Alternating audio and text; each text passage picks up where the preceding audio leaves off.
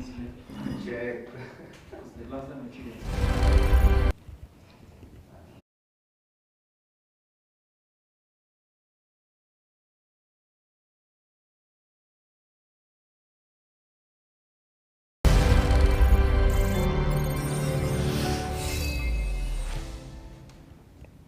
Good day and welcome to the Sport Rap Show. This is your host, Jesse Jackson Kauraitha, updating you on the latest sports news in Namibia and beyond our borders. And now for your latest on the hit list.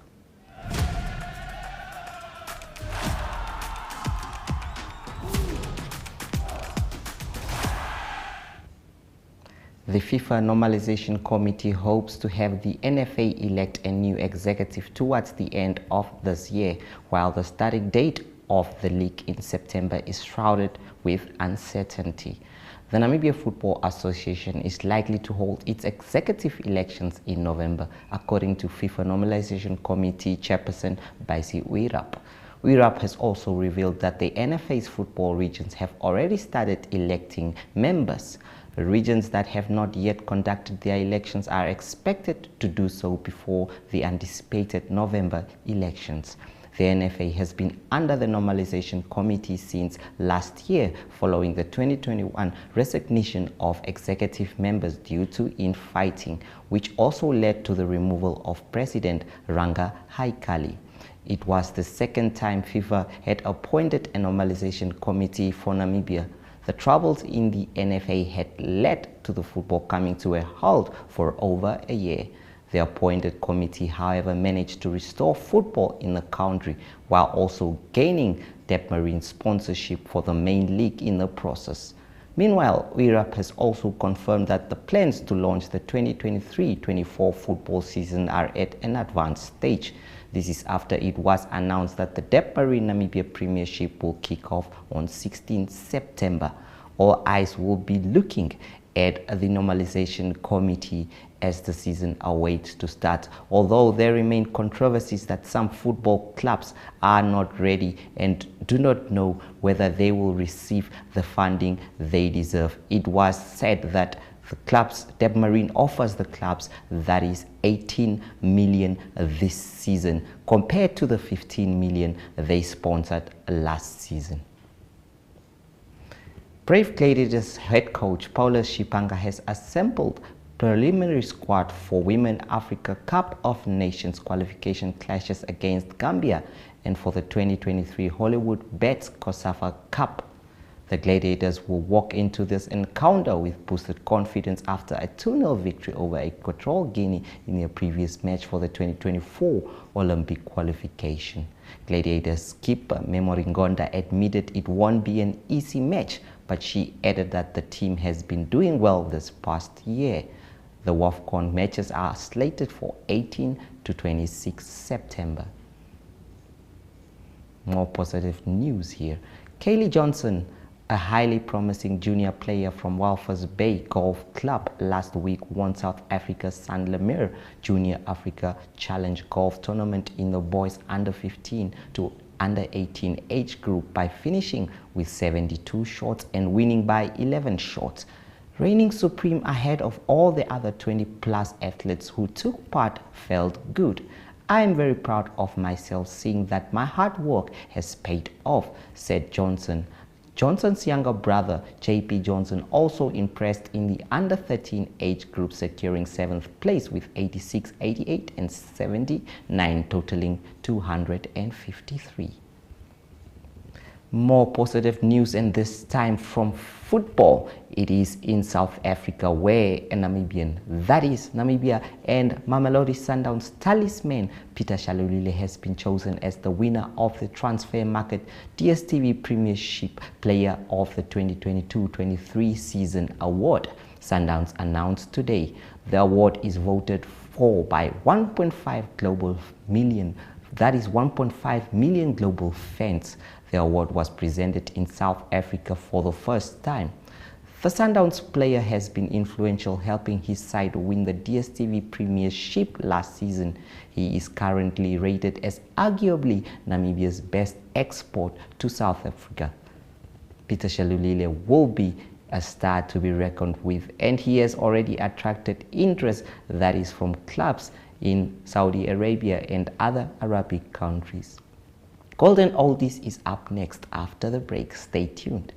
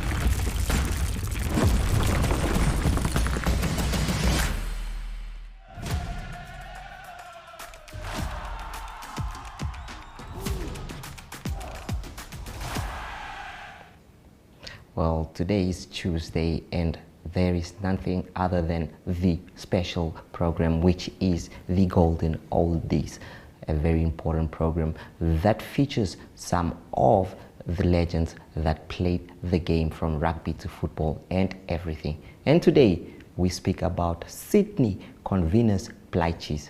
Born on 25 November 1981, is a Namibian former footballer who played as a midfielder. He played for club football for Refugees FC, Blue Waters, Jomo Cosmos, Mamelodi Sundowns, Morocco Swallows, Cabo Scorp, Mpumalanga Black Aces, Dong Thap and Blue Boys, and international football for the Namibian national football team, where he was part of the Namibia squad for the 2008 Africa Cup of Nations. Born in Mariental, Plaatjes started his career at Namibian lower league side Refugees FC before later joining Blue Waters. In March 2006, Plaatjes signed for South African Premiership side Jomo Cosmos on a 2-year contract. Over 2 years at the club, he scored twice in 28 appearances before leaving the club in the summer of 2008 to join fellow South African Premier Division side Mamelodi Sundowns. He made 4 appearances for Sundowns before in January 2009 he joined Morocco Swallows on loan until the end of the season with the option to sign him permanently. He made 7 appearances for the club through his loan spell and was not made permanent. He was released by the club in November 2009.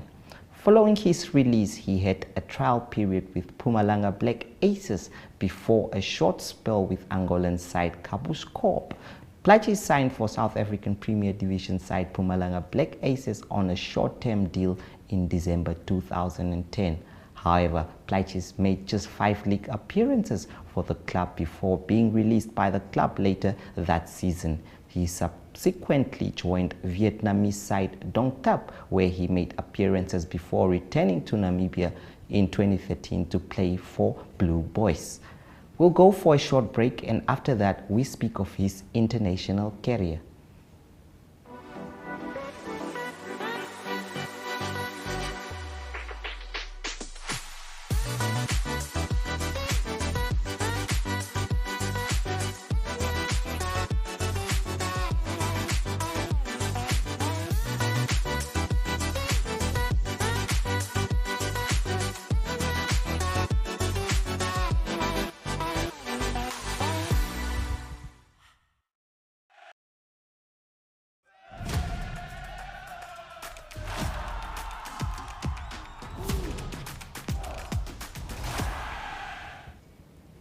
we continue with the legendary, that is Sydney Plaatjes. And now with his international career, having previously played for Namibia at under 19 and under 20 levels, Plaatjes made his debut for Namibia in 2001 against Zambia. He was part of the Namibia squads at the 2005 COSAFA Cup, the 2006 COSAFA Cup, the 2008 Africa Cup of Nations, and the 2009 COSAFA Cup. He amassed a total of 24 caps for Namibia, scoring twice. He was really not a player that liked to score goals, but his lethal left foot with brilliant crosses always made him a joy to watch in Namibian football. Plaatjes now is a man that walks and tries to keep his body fit, especially the fact that he has joined the gym for most of his time, just in order to keep himself ready and strong and fit as a former sportsman. That was it from Golden Oldies. We will now go for a short break, and after that it is Le Rugby Joel. Stay tuned.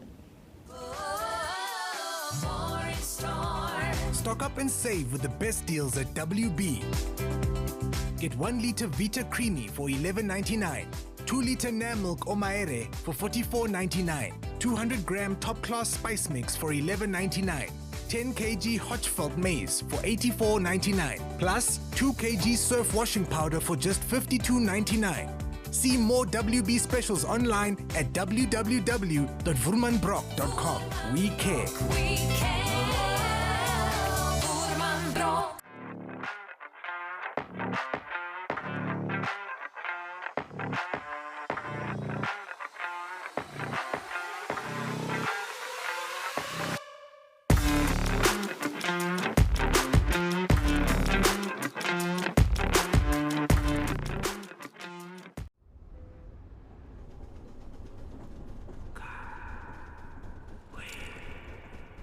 How do you find the perfect time?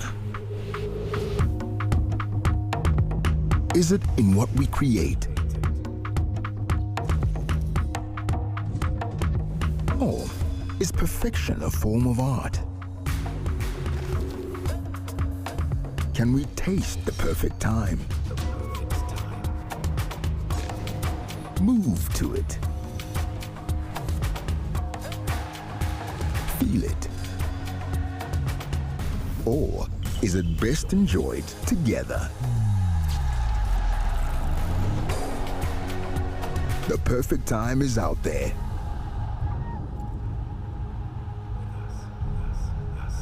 Come with us to find it. Vintage Draft. Perfect time, perfect beer. Well, are you excited as we are here that the Rugby World Cup is just around the corner, and we are expecting fireworks from many countries? Namibia will be sending their own there. But speaking of teams that need divine intervention right now, New Zealand captain Sam Cane hopes their record defeat by South Africa might prove a blessing in disguise ahead of the World Cup in France, where they will be one of the favorites. The All Blacks suffered their heaviest test defeat in losing 35-7 at Twickenham to the Springboks in a warm-up game on Friday, and have since moved on to their training camp in Germany. The All Blacks play the opening game of the World Cup against host France in Paris on September 8, and the skipper said anticipation levels were rising. They are one of the teams that have won the World Cup on numerous occasions and have actually dominated some and played beautiful rugby over the years with their famous haka. They will also play some of the big teams that is at the World Cup, and they hope that they can pipe South Africa at the post, who are currently the defending champions. It is going to be something exciting to watch at this World Cup, and Namibia Media Holdings will be there to take you through some of those memories, especially the scenes at the tournament in France. We will see you there. Our international correspondent Ario Hart is up next, but only after the break. Stay tuned.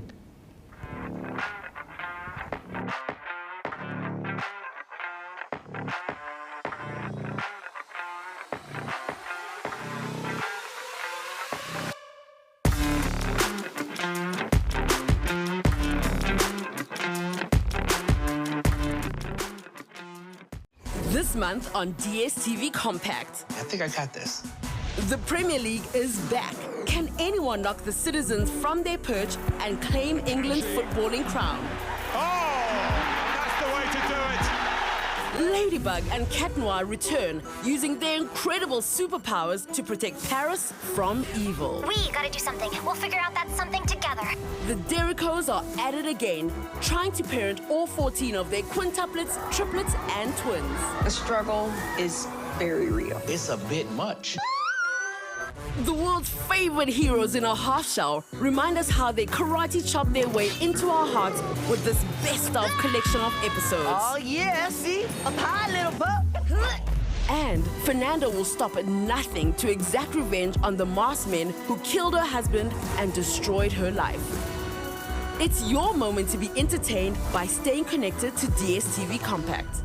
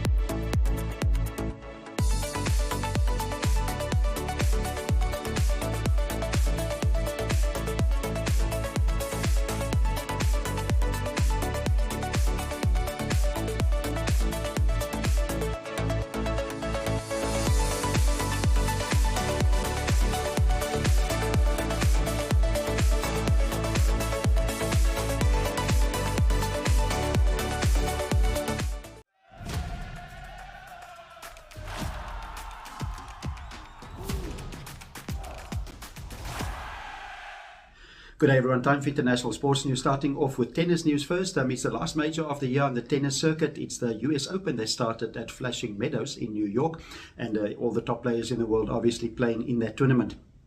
Number one seed in the men's division, that is Novak Djokovic. He's back to number one in the world. He just won his first round game at the US Open, but because he didn't play in that tournament in the US Open in 2022 because of COVID-19, he didn't earn any points last year. So now with the points from the first round win, he's back to number one in the world.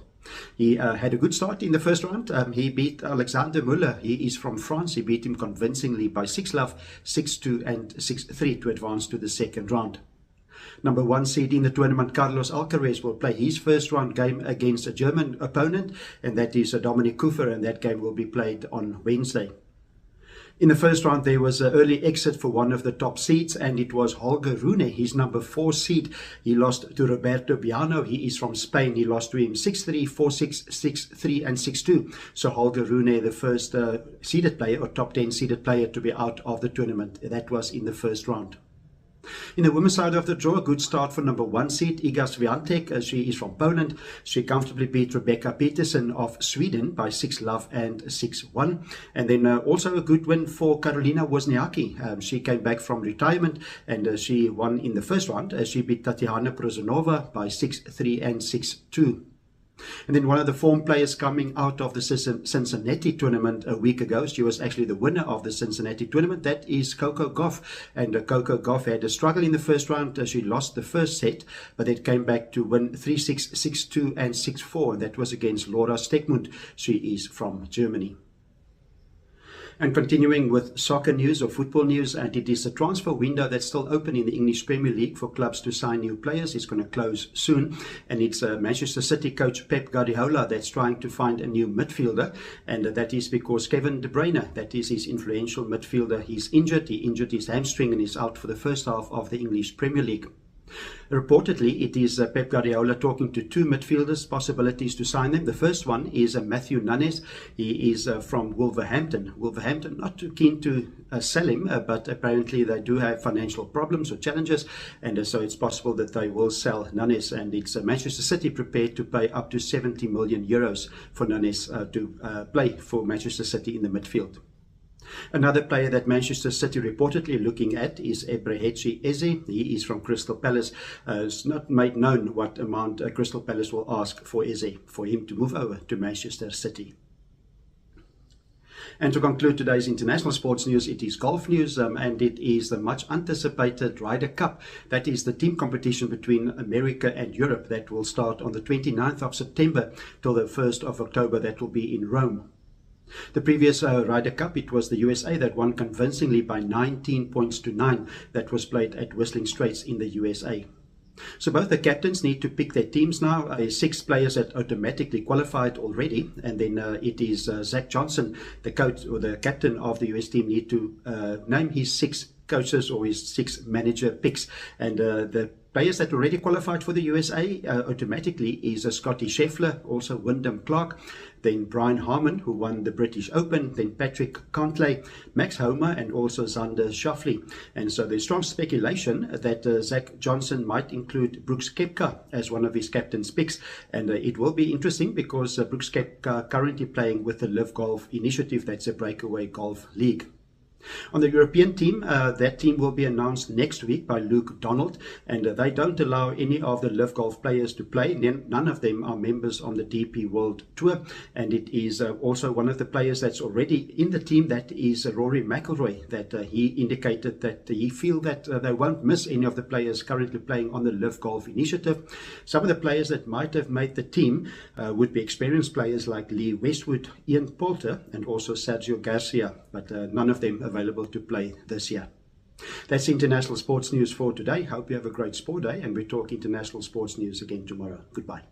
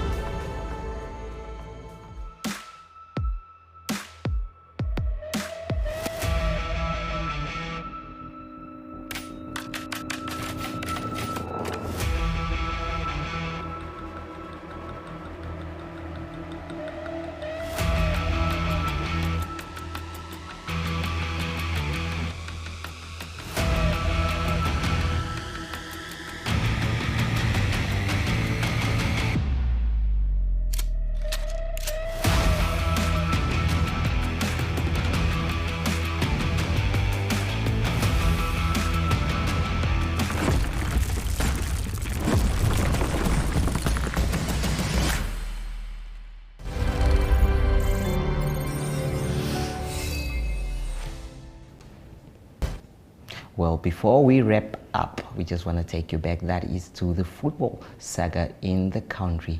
Many are hoping that this time around the season will kick off in time, but the date 16 September at the moment look highly unlikely due to the fact some of the teams have not started training yet. They are afraid to pay for and commit to contracts before the season starts. So it's something that many are hoping will actually move towards the positive direction. One of the things that we understand as well is the fact that clubs have demanded 30 million Namibian dollars, and there is a possibility of an additional sponsor on board. But all that is just rumors ahead of the season, but we do really wish that football will be back again. This brings us to the end of today's show. Please do catch the Sport Wrap again tomorrow at the same time and place. Goodbye.